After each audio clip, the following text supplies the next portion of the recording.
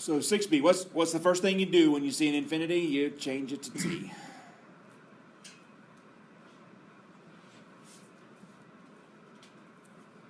And take the limit as t goes to infinity.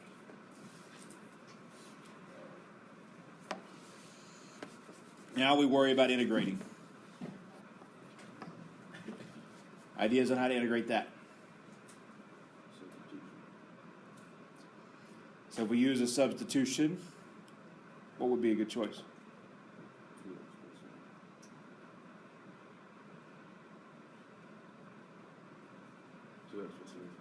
Yeah. Then what's du? 2dx. So I need a 2 in here. Got to put a 1/2 outside. Now there's my du. And down here I just have u cubed. So this becomes the integral, so the limit t goes to infinity of 1/2 integral u to the minus 3 du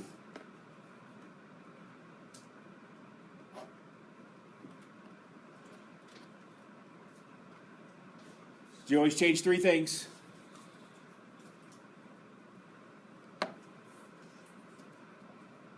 On a definite integral, you got to change the limits too.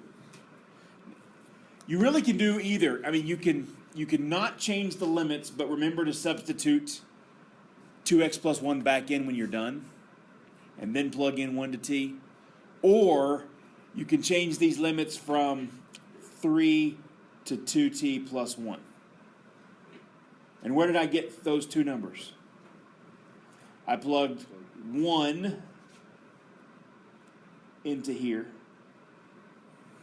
and that's 3. And I plugged t into here and got 2t plus 1. Now I integrate this.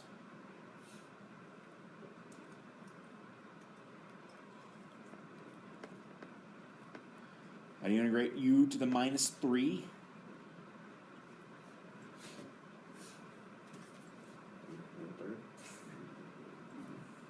Now you don't need a fraction.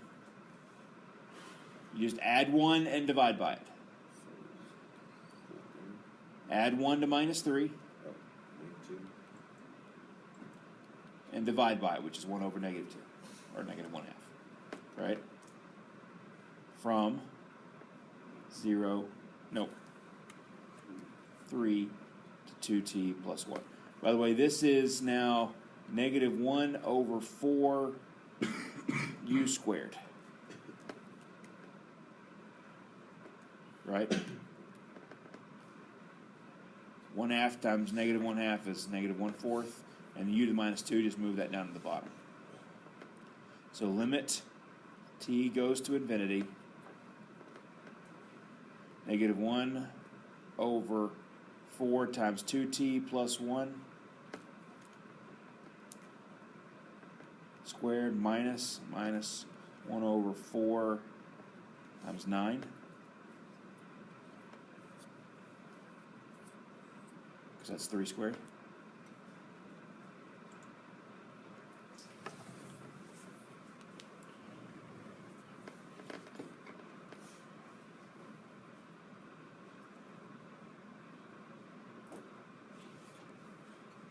So can you take the limit of this as t goes to infinity? Yeah. What does that do? So, for negative 1, if t goes to infinity, which means it's going to a positive, it would go to, is that negative 1, right? This is negative here. So we go to 0, right? Because the bottom is getting big in the fraction, this whole thing's going to go to 0, right? This part right here. What does this go to? Well, it's a constant. 1 over 36. So the answer is 1 over 36.